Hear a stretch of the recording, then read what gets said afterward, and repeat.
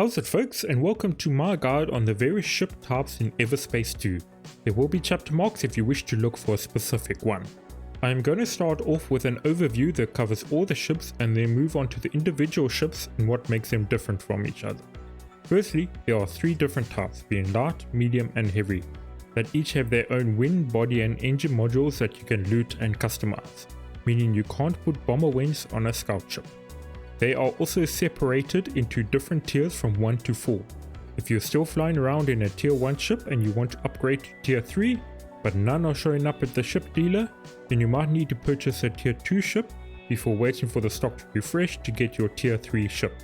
Later in the game, it is possible to decrease the wait time based on a companion's perk. If you're wondering when certain tiers become available, then tier 1 and tier 1 plus are from level 1 and range from 12,000 to 30,000 credits. Tier 2 is from level 6 and ranges from 92,000 to 99,000 credits. Tier 2 plus is from level 9 and is around 150,000 credits. Tier 3 is from level 13 and around 290,000 credits. Tier 3 plus is from level 17 and requires about 400,000 credits.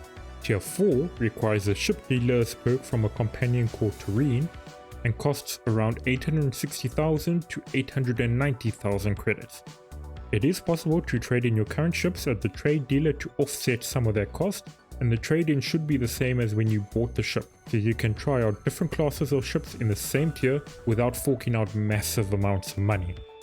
And now, let's finally get into the various ships themselves, starting from the light and moving up to the heavy ships, which means that the first ship to talk about would be the Scout class ship, or as I like to think of it, the Stealth Archer build. The Scout is focused on range, especially sniper style combat, as its passive deals 4% increased damage per 100 meter distance from the target, and its ultimate is called Shadow Strike, which makes the ship invisible and increases weapon damage up to 300%. The ship's expertise that is increased with the expansion modules increases your weapon range up to 100%. With the Scout's weak armor and shields, you are heavily incentivized to stay away from your enemies and pick them off from a distance, making the support devices like teleport or boost a good option if you get caught with your pants down. The equipment of a Scout consists of 2 primary and secondary weapons, 3 consumables, and depending on the ship tier, 2 to 4 devices and 15 to 25 cargo spaces. Now I'm going to give a couple of stats for the Scout ranging from tier 1 to tier 3 plus. Shields go from 30% bonus to 35%, armor goes from 40% bonus to 70%, base hull goes from 160 points to 3,467 points, speed goes from 95 to 100, and handling goes from 730 to 806. The following passes are currently available for the Scouts. Gain 5 seconds of invincibility after Shadow Strike ends, can't be detected by mines during Shadow Strike, 25% reduced enemy detection range, 100% increased boost energy regeneration during Shadow Strike, 30% increased weapon range. Moving on to the next ship. The Vanguard is the fastest and most maneuverable ship in Everspace 2 that is focused on speed and positioning. I think of it as a backstabbing rogue class. The Vanguard's passive overcharges the shield to 200% when boosting or in cruise mode, making the booster a very important module for this class. Its ultimate slows down time to position yourself better or get out of a spot of bother. Its expertise deals increased critical attack chance based on attacks from the rear up to 450%, making a crit build suitable for the Vanguard. Its equipment is the same as the Scout class, with the devices and cargo space increasing in tiers. With regards to its stats, the shield percentage is the same as the Scout class. The armor goes from 10% to 18%, its hull goes from 130 to 2,817, its speed goes from 100 to 105, and its handling 790 to 872. The following passes are also available to spawn in on. Can activate cruise drive with enemies nearby. Time extender immediately restores all weapon and boost energy, up to 20% support device cooldown reduction depending on overcharge percentage, reduce web effect by 50%, flying closely behind an enemy grants 20% increased weapon damage. The final light class ship is called the Sentinel and focuses on ability use, as its passive increases all device levels by 1 and adds another primary hardpoint for 5 seconds after each device used. The hardpoint effectively increases DPS, fire rate and energy consumption by 50%. Its ultimate ability is called Void Swarm, that resets all device cooldowns and sends a bunch of microbots to attack the locked on target, and when they return they recover your hull and armor based on the damage dealt. Its expertise increases the duration of the extra hardpoint added from the passive up to 150% extra time with it. The Sentinel has the same equipment slots as the Scout and Vanguard, with the exception of consumables, which is increased to 4. So this is the ship to use if you want to focus on making a bold around abilities. Moving on to its stats, its shields go from 50% to 88%, the armor goes from 30% to 53%, its hull goes from 180 to 3901, its speed goes from 90 to 95, and its handling goes from 690 to 762. The following passes are available to spawn in with. Using a device restores 25% shields, 20% reduced cooldowns for warfare devices, 20% reduced cooldowns for support devices, Void Swarm radius increased by 25%, become cloaked for 5 seconds after shield is depleted. Moving on to the medium ship classes, we'll start off with the all-rounder that isn't focused on anything but also isn't lacking anything, the Interceptor. The Interceptor focuses on primary weapon usage with its passive that allows weapons to use boost energy when weapon energy is depleted.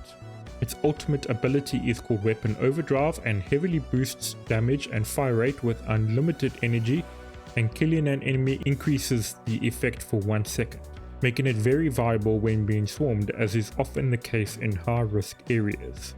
Its equipment consists of 3 primary and secondary weapons and consumables, with the devices going from 2 to 4 and the cargo increasing from 18 to 40 based on the ship's tier. The Interceptor's expertise reduces the weapon energy consumption by up to 40%. Moving on to the rest of its stats, the shield bonus goes from 60% to 106%, the armor goes from 100% to 176%, the base hull goes from 260 to 5634, the speed goes from 85 to 89, and its handling goes from 480 to 530, making it the slowest of the medium class ships. It can spawn with the following passives. Refund 20% of the used ult energy after deactivating Weapon Overdrive, 10% increased primary weapon damage, primary weapon hits refund 30% of their energy cost, critical hits have a 50% chance to recharge Weapon Overdrive by 1%, collecting an energy orb grants 1% increased critical hit chance for 8 seconds up to 20%. Next up on the list is the Sentinel, which you should know as the tutorial ship that you are all familiar with. Its passive increases the fire rate of the primary weapons by up to 20% based on the shield charge. Its ultimate makes you start flinging force lightning around instead of your usual weapons. Its equipment consists of 2 primary and secondary weapons but 4 consumables. Otherwise it has the same device and cargo space as the Interceptor. Its expertise reduces shield damage by up to 60%, which pairs well with the passive. Its equipment loadout has the shield bonus go from 140% to 247%, the armor bonus from 50% to 88%, the base hull from 280 to 6284, the speed from 90 to 95, and its handling from 420 to 464, making it the fastest medium class but also having the worst handling. It can spawn with the following passives. Each kill reduces the cooldown of a random device by 1 second. 20% reduced cooldowns for warfare devices, instantly reset all support device cooldowns when shields deplete once every 2 minutes. Static Overload has a 10% chance per second to apply EMP to affected targets for 5 seconds. Killing an enemy using Static Overload restores 10% of shield hit points, 15% increased shield hit points. Moving on to the last medium class ship, the Striker, which is the best at close combat dogfighting style, with its passive increasing weapon damage by up to 30% depending on the number of enemies nearby. Its ultimate, Quantum Tether, locks onto the targeted enemy and shares all damage dealt to that enemy to 5 surrounding enemies. And with the expertise increasing the boost speed up to 110%, it is possible to quickly get near a group of enemies and take them all out efficiently. Its equipment consists of 3 primary and 2 secondary weapons, 3 consumables, and the same device and cargo space as the other 2 medium class ships. The rest of its stats have the shield bonus go from 60% to 106%, the armor bonus from 80% to 141%, the base hold from 240 to 5201, speed from 90 to 95, and the handling from 540 to 596, giving it the best handling as the close quarter fighter. You can spawn with the following passives. Locked enemy targets suffer 20% speed reduction, activating quantum tether instantly repairs 50% of armor, 30% increased boost speed while under missile lock, can grab and throw drones, enemies within 300 meters cannot regenerate shields. And now let's move on to the heavy class ships, starting with my favorite, the Gunship. The Gunship is intended to focus on hard damage output with tank-like armor and slow speed and maneuverability. Its passive is having 4 hard points, doubling DPS, fire rate, as well as the energy consumption, making the energy core one of the most important items for any Gunship build. Its ultimate is a turret that automatically fires at enemies for 20 seconds, and it is possible to get variants of the turret. Its expertise reduces armor damage by up to 40%, allowing for you to fly through a barrage of enemies, as with its low handling, it will be difficult to dodge attacks that you are used to doing in lighter ships. Its equipment consists of 3 primary and 2 secondary weapons and consumables. Its devices and cargo space ranges from 2 to 4 and 24 to 41 depending on the ship's tier.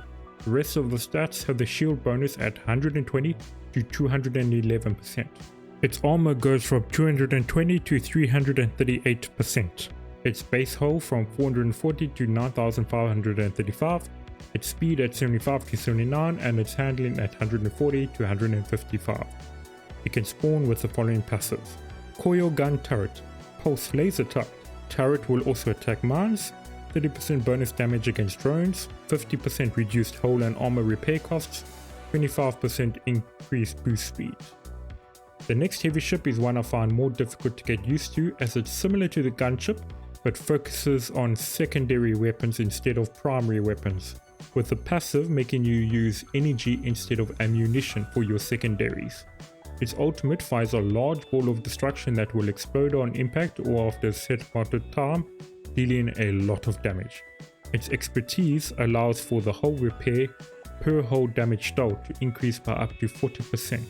Its equipment consists of 2 primary and 3 secondary weapons and 2 consumables. It also has 2 to 4 devices, but the cargo space goes from 24 to 41 based on the ship tier. Going into its stats, the shield bonus goes from 310% to 546%, its armor bonus from 210% to 370%, its base hull from 620 to 13,435, its ship speed from 78 to 82, and its handling from 110 to 121. And it can spawn with the following passives. Convert mines instead of triggering them when flying close without boosting. 20% reduced damage from enemy explosives, target lock-on duration reduced by 50%, arc 9000 damage increased by 2% every second after firing, take 50% of reduced damage from arc 9000 explosion. And finally, moving on to the last ship class, the Vindicator, which you can think of as the Summoner or Necromancer class. I enjoy playing this class because of how different it is to the normal playstyle. The Vindicator's passive allows you to spawn up to 5 drones from interacting with shipwrecks that stick with you. Each drone also increases your shield capacity, so you will try to keep a full stack of drones near you as often as possible. Its ultimate ability, Phalanx, temporarily spawns missing drones and attack the locked on target with an increased fire rate. The Vindicator also has the lowest amount of weapons with 2 primary and only 1 secondary weapon. It has 4 consumables, and the devices and cargo space range from 2 to 4 and 24 to 41 based on the ship tier. Its expertise increases the drone hull points, drone damage, and shipwreck interaction range by up to 220%, 180%, and 1070 meters respectively. The last few stats for the Vindicator are that the shield bonus ranges from 180% to 317%, but if you have the full 5 drones, then it goes from 221% to 359%. Its armor bonus goes from 100% to 176%, the hull points go from 380 to 8235, the ship speed goes from 80 to 84, and the handling goes from 180 to 199, which is the fastest and most maneuverable of the heavy ships. It can spawn with the following passives.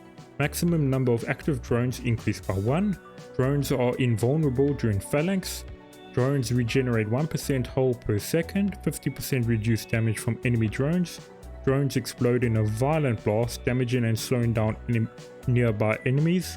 When a drone is destroyed, gain 20% increased damage for 6 seconds. And that is all for the different ship types and classes. I hope you found the information useful and maybe giving you some bold ideas to try out.